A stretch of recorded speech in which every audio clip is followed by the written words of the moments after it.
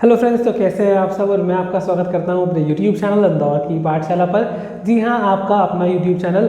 और हम लेकर आए हैं एमपी एडीपीओ के लिए माइनर एक्ट्स का बहुत बड़ा सेशन। और यहाँ पर हम सारे माइनर एक्ट्स कवर करने वाले हैं जो आपके एग्जाम के लिए बहुत उपयोगी होने वाले हैं। तो जल्दी से वीडियो को लाइक कर दीजिए, अपने दोस्तों में शेयर कर दीजिए। और आप चैनल पर नए हैं सब्सक्राइब कीजिए और बेल आइकन ज़रूर दबाइए ताकि कोई अपडेट आपसे मिस ना हो।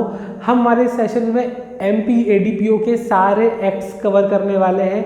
जी हाँ, पूरे मेजर एक्ट्स और माइनर एक्ट्स सारे कंप्लीट करेंगे। साथ में एमपी जीके का भी जो भी आपका पोर्शन है, प्लस उसमें राष्ट्रीय और अंतर्राष्ट्रीय स्तर पे भी जो क्वेश्चन आने वाले हैं करंट अफेयर्स के, वो सारे भी हम कवर करने वाले हैं। आपको कहीं और जाने की ज़रूरत नहीं है, किसी और चैनल पे भटकने की ज़रूरत नहीं है। वरना कई बार लॉ की तैयारी कहीं और करना पड़ती है और जीके की तैयारी कहीं और करना पड़ती है। बट ये चैनल आपको सारी तैयारी करवाएगा। तो आप जल्दी से वीडियो को लाइक कर दीजिए। और आइए हम शुरू करते हैं बहुत इंपॉर्टेंट माइनर एक्ट जो आपके सिलेबस में है, जिसका नाम है indecent representation of women prohibition act. Hindi में से कहते हैं स्त्री अशिष्ट रूपण प्रतिषेध अधिनियम 1986। अब स्त्री अशिष्ट रूपण का मतलब क्या होता है? स्त्री का रूपण करना मतलब स्त्री को दर्शाना या दिखाना। और किस तरीके से दिखाना? अशिष्ट।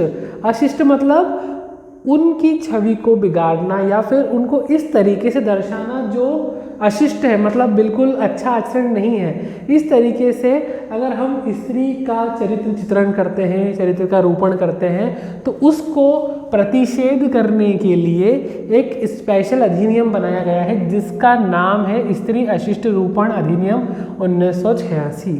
अब इसमें से जो आने वाले ऑब्जेक्टिव है, जो नॉर्मली हर माइनर सेक्शन के लिए इंपॉर्टेंट है आपके लिए, वो है कि ये लागू कब हुए, इसकी लागू तिथि याद रखना है आपको। तो ध्यान रखिएगा, ये एक्ट जो है वो लागू हुआ है 2 अक्टूबर 1987, 2 अक्टूबर 1987। अब आप याद रखें 2 अक्टूबर को क्या आता है? गांधी जयंती आती है। तो आप वहाँ से इसको रिलेट करके याद भी रख सकते हैं, ठीक है। तो अब यहाँ पर इसमें एक और सेकंड की इसमें कुल धाराएं कितनी हैं? तो ये छोटा सा अधिनियम है जिसमें कुल 10 धाराएं बस। अब अभी इसी वीडियो में ख़त्म कर देंगे इसको। और ये मेरी गारंटी है कि अगर आप इतना भी कवर कर लेते हैं तो ये एक्ट आपका पूरा निपट जाएगा, आपको वापस नहीं पढ़ना पड़ेगा गाइस।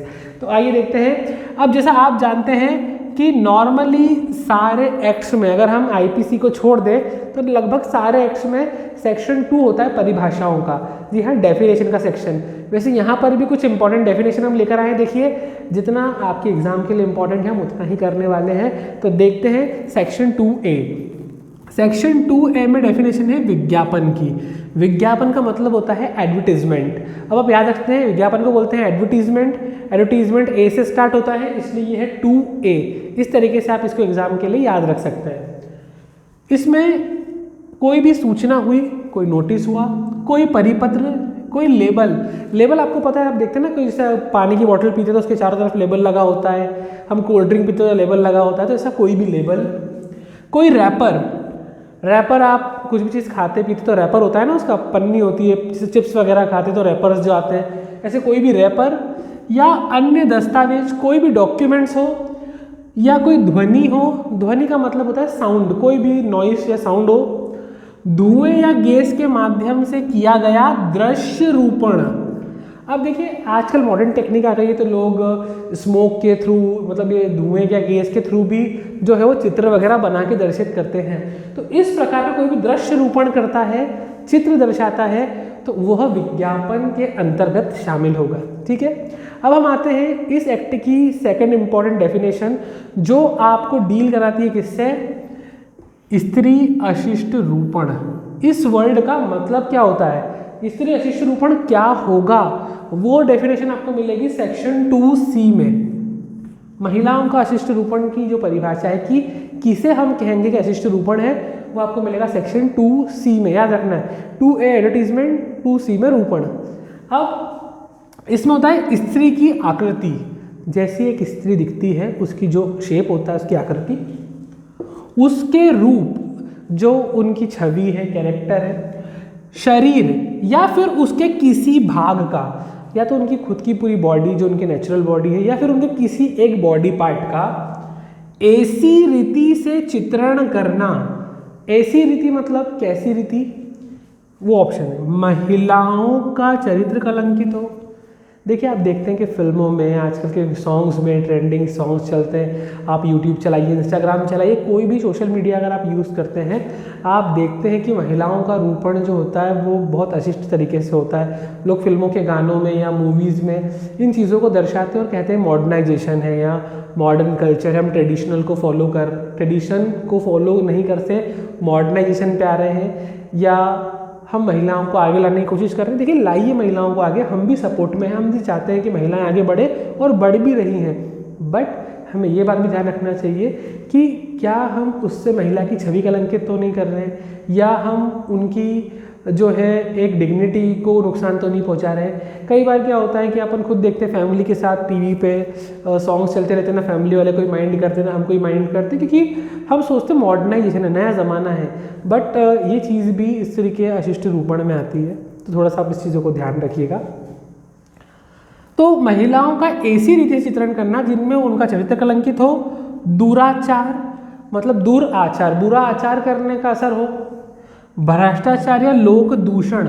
लोक दूषण का मतलब होता है, लोक मतलब व्यक्ति, दूषण मतलब दूषित करना, मतलब जो इंसानों की मनोवृत्ति को प्रदूषित कर दे, एक गलत सोच की तरफ ले जाए, गलत दिशा की तरफ ले जाए, या नैतिकता को हानि पहुंचाने की संभावना, जिससे आप उनकी नैतिकता को नुकसान पहुंचाते हैं, वो सब आता है स्त्री अशिष्ट रूपण। इसको इंग्लिश में बोलते हैं इनडिसेंट रिप्रेजेंटेशन ऑफ वुमेन। इसकी डेफिनेशन आपको 2C में दी है, ठीक है। अब हम आते हैं सेक्शन सी के बाद सेक्शन 3 पे। सेक्शन 2C कवर हुआ, आप सेक्शन 3 पे। जो इंपॉर्टेंट डेफिनेशन थी हमने वही पढ़ी है कि जो आपको एक्ट के अकॉर्डिंग एग्जाम में आ सकती है। सेक्शन 3 में देखिए, कोई भी विज्ञापन न करेगा न करवाएगा। विज्ञापन हमने कहा पढ़ा, 2M एडवर्टीजमेंट, तो ना विज्ञापन करेगा ना कराएगा। कैसा विज्ञापन? जिसमें प्रकाशन हुआ हो या प्रदर्शन हुआ हो किसका? महिलाओं का अशिष्ट रूपण। मतलब सेक्शन 3 आपको ये बोलता है कि कोई भी ऐसा पर्सन ना ऐसा एडवर्टीजमेंट करेगा ना कराएगा जिसमें महिलाओं का ये अशिष्ट रूपण हुआ हो, वो ऐसा नहीं कराएगा, ठीक है।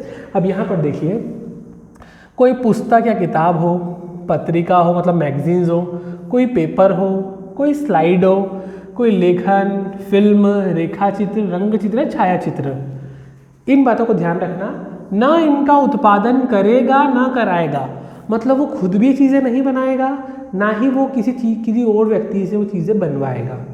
सेकंड, विक्रय ना करेगा ना कराएगा, मतलब वो खुद भी इन चीज़ों को नहीं बनाएगा और किसी और को बेचेगा भी नहीं और उसी और से बिकवाएगा भी नहीं, ध्यान रखना। वितरण ना करेगा ना कराएगा, ना ही वो खुद बांटने जाएगा डिस्ट्रीब्यूट करेगा, ना ही किसी और से डिस्ट्रीब्यूट करवाएगा, ये बात ध्यान रखिएगा। न डाक से भेजेगा, ये भी इंपॉर्टेंट पॉइंट है दोस्तों। डाक, आप कुरियर या पोस्ट ऑफिस या इनके थ्रू भी आप डिस्ट्रीब्यूट नहीं करा सकते, ये बात ध्यान रखिएगा।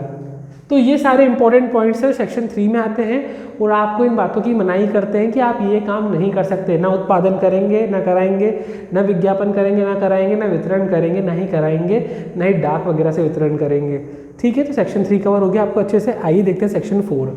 सेक्शन 4 जो आपको ये कहता है कि स्त्री का अशिष्ट रूपण, जो हमने सेक्शन 2C में पढ़ा है, उनकी छवि, तस्वीर या चित्र का उत्पाद या वितरण करता है, तो वो पूरी तरीके से इल्लीगल है। हमारे यहाँ पर वो अवैध है, इल्लीगल।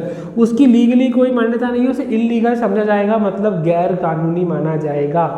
कोई भी अगर महिला का अशिष्ट रूपण करता है, उसका उत्पादन करता है, वितरण करता है, विज्ञापन करता है, तो उसे इल्लीगल माना जाएगा, अवैध माना जाएगा। लेकिन इसमें एक एक्सेप्शन है, परंतु मतलब कहीं पर इस एक्ट में छूट दी गई है। अगर उसका उद्देश्य विज्ञान के लिए हो, जैसे कि आपने देखा है कि आप ऑलरेडी पढ़े लिखे हैं, हम 10th की बुक देखते हैं, बायोलॉजी की बुक देखते हैं 12th में, वहाँ पर स्त्रियों के शरीर के अंगों को, बॉडी पार्ट्स को, उनके चरित्र को, छवि को दिखाया जाता है। होता है ऐसा क्योंकि उनका उद्देश्य होता है विज्ञान पर्पस के लिए यूज़ करना, बच्चों को उसके बारे में नॉलेज देना, इसलिए बायोलॉजिकल फैक्ट होते हैं। इसके बाद साहित्य एवं कला, हम देखते हैं कि हमारे जो एंशिएंट मॉन्यूमेंट्स हैं, जैसे हम खजुराहो की बात करें या भीमबेटका की गुफाओं की बात करें, शैल चित्र होते हैं खजुराहो में, मूर्तिकला होती है, चित्रकला होती है, तो ये चीज़ें क्या होती है, ये उस समय की साहित्यकाल की कलाएं हैं। उनका उद्देश्य स्त्री का अशिष्ट रूपण करना नहीं होता, तो उनको भी यहाँ पर छूट दी गई है। इसके बाद शिक्षा के उद्देश्य के हित में, अगर हमारा ऑब्जेक्ट है लोगों को इसके बारे में शिक्षा देना, जैसे लोग जो डॉक्टर बनते हैं, MBBS करते हैं, तो उनको महिलाओं के सारे अंगों के बारे में, शरीर के बारे में चित्र के द्वारा, ग्राफ के द्वारा, स्लाइड्स के द्वारा सब समझाया जाता है, दर्शाया जाता है। बट उनका उद्देश्य भी अशिष्ट रूपण करना नहीं होता, जानकारी बांटना होता है। तो इसलिए ये भी जो है इस एक्ट के अंतर्गत इलीगल नहीं है। इसके अलावा होता है धार्मिक उद्देश्य, जो अगर हमारे धर्म की कोई पौराणिक कथा है या कोई चीज़ें हैं जिनको हम दर्शाते हैं, जिनका उद्देश्य हमारा धार्मिक होता है, तो उस कंडीशन में भी ये इस एक्ट के सेक्शन 4 की जो इलीगलिटी क्राइटेरिया है उससे बाहर है। ये परंतुक में आते हैं, या इनको आप बोल सकते हैं कि एक्सेप्शंस हैं। जैसे कि हम मंदिरों में जाते हैं तो हम देखते हैं कि कई बार ऐसे चित्र होते हैं, जैसे श्री कृष्ण के अगर मंदिरों में जाए, जैसे इंदौर में अन्नपूर्णा मंदिर है, वहाँ पर क्या है कि एक मंदिर के बाहर जब हम जाते हैं तो दीवार पर एक मूर्ति जो है वो अंकित है, जिसके ऊपर जो है पूतना जो है वो कृष्ण भगवान को दूध पिलाने के लिए लेकर जाती है, वो दृश्य अंकित है। पर वहाँ पर भी उसका उद्देश्य एक स्त्री का अशिष्ट रूपण करना नहीं है, वो एक पौराणिक कथा है जो श्री कृष्ण भगवान से जुड़ी हुई है और उसके बारे में लोगों को बताने के लिए वहाँ पर वो अंकित है। इसका मतलब कि वो भी इस क्राइटेरिया के बाहर है, वो भी लीगल है, वो इलीगल नहीं है। आई होप ये क्लियर हो गया होगा आपको। हम आते हैं सेक्शन 5 में। यहाँ पर देखिए राज्य सरकार, राज्य सरकार का मतलब क्या होता है दोस्तों, स्टेट गवर्नमेंट। तो राज्य सरकार का कोई राज्य पत्रित अधिकारी, अब राज्य पत्रित अधिकारी का मतलब क्या होता है, गैजेटेड ऑफिसर। कौन होता है, गैजेटेड ऑफिसर। तो अगर स्टेट गवर्नमेंट ने, राज्य सरकार ने किसी ऐसे पर्सन को अपॉइंट किया है गैजेटेड ऑफिसर, तो वो ऐसे स्थान में प्रवेश या तलाशी ले सकता है।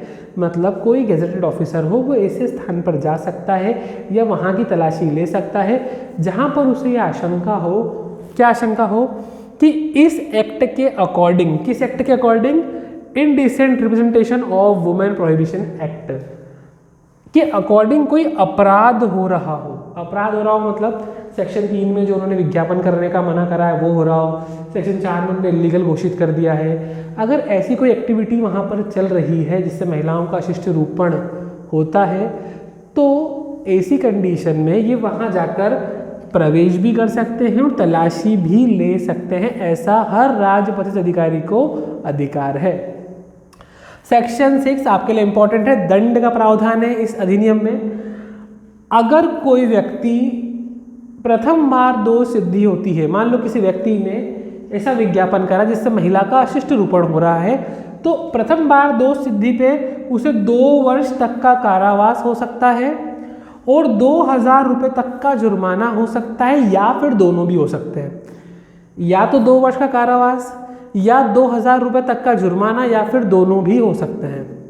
अब मान लो कोई व्यक्ति एक बार उसको पनिशमेंट मिल गई, एक बार सज़ा मिल गई, उसके बाद वापस से वो यही अपराध दोहराता है, तो द्वितीय बार दोष सिद्धि होने पर या उसके बाद भी सुधरता नहीं, लगातार वही दोष सिद्धि करता रहता है, तो उसको जो सज़ा मिलती है वो मिनिमम 6 मंथ 6 माह से लगाकर 5 वर्ष तक का कारावास हो सकता है। Minimum 6 month, maximum 5 years. 6 माह से लगा के 5 वर्ष तक का कारावास हो सकता है और 10,000 से लेकर 1 लाख तक का जुर्माना हो सकता है, या फिर दोनों हो सकते हैं। ठीक है, मतलब अगर मान लो उसने एक बार क्राइम किया तो उसको पनिशमेंट मिल गया, उसके बाद उसने वापस दोहराया तो फिर उसको 6 माह से लेके 5 वर्ष तक का कारावास, या फिर 10,000 से 1 लाख रुपए तक का जुर्माना, या फिर दोनों भी हो सकते हैं। अब मान लो उसको सज़ा हो गई, फिर वो बाहर निकला, वापस उसने यही क्राइम किया, तो वापस दोष सिद्धि पे फिर इसको यही सज़ा वापस मिलेगी। ठीक है, आई होप समझ में आ गया होगा। और हम लास्ट पढ़ने वाले सेक्शन 10, जो आपको ये दर्शाता है कि केंद्र सरकार, सेंट्रल गवर्नमेंट के पास ये पावर होती है कि वो इस एक्ट के अंतर्गत जो प्रावधान है उससे रिलेटेड लॉ बना सके। तो यहाँ पर लॉ बनाने की पावर किसके पास होती है, केंद्र सरकार के पास। किस एक्ट के अंतर्गत, स्त्री अशिष्ट रूपण प्रतिषेध अधिनियम 1986 1986। और मैंने फिर बताया था लागू कब हुआ था, याद करो, गांधी जी 2 अक्टूबर, याद हुआ, 2 अक्टूबर 1987। कुल धाराएं कितनी है इसके अंदर? 10। परिभाषा सेक्शन 2 में दी है। 2A में परिभाषा है किसकी? विज्ञापन मतलब एडवर्टीजमेंट की। 2C के अंदर परिभाषा है स्त्री अशिष्ट रूपण की, इंडिसेंट रिप्रेजेंटेशन ऑफ वुमेन की।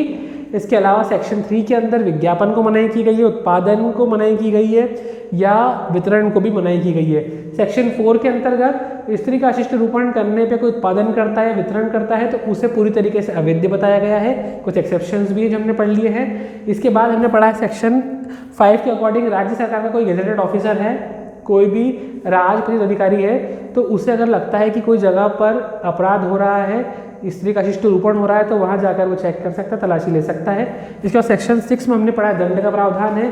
पहली बार दोष सिद्धि के ऊपर 2 साल तक का कारावास और 2000 रुपये का जुर्माना या फिर दोनों हो सकते हैं, और द्वितीय बार करने पर 6 माह से लगा के 5 वर्ष तक का कारावास और 10,000 रुपये से लगा के 1 लाख रुपये तक का जुर्माना या फिर दोनों हो सकते हैं। सेक्शन 10 के अकॉर्डिंग केंद्र सरकार के पास ये पावर है कि इस एक्ट के अंतर्गत जो भी प्रावधान है उससे रिलेटेड लॉ केंद्र सरकार बना सकता है। तो जैसा ही हमने ये एक्ट खत्म करा वैसे हम सारे मैंडेट कवर करने वाले हैं। होपफुली आपको बहुत अच्छा लगा होगा, या जैसा भी लगा मुझे कमेंट करके ज़रूर बताइएगा। अगर आपको इस वीडियो से हेल्प मिली हो तो लाइक कर दीजिएगा जल्दी से, और अपने दोस्तों में शेयर ज़रूर कीजिएगा, क्योंकि हम करने वाले हैं सारे एक्ट, सारे लॉज, साथ में MP GK भी डेली हमारी क्लासेस लगने वाली है, और सारे एक्ट्स मैं आपके साथ कंप्लीट कर लूँगा बिफोर योर एग्जामिनेशन, और हम इनसे रिलेटेड टेस्ट भी लेकर आएंगे। आज मैंने जो आपको टॉपिक्स पढ़ाए हैं इनसे जुड़े ऑब्जेक्टिव आपको कल मिलेंगे इसी चैनल पे। उन ऑब्जेक्टिव्स को ज़रूर देखिएगा, सॉल्व कीजिएगा और याद कीजिएगा। इस तरीके से हम सारे लेकर आएंगे। Goodbye, take care and all the best. आपका अपना YouTube चैनल अंदौर की पाठशाला।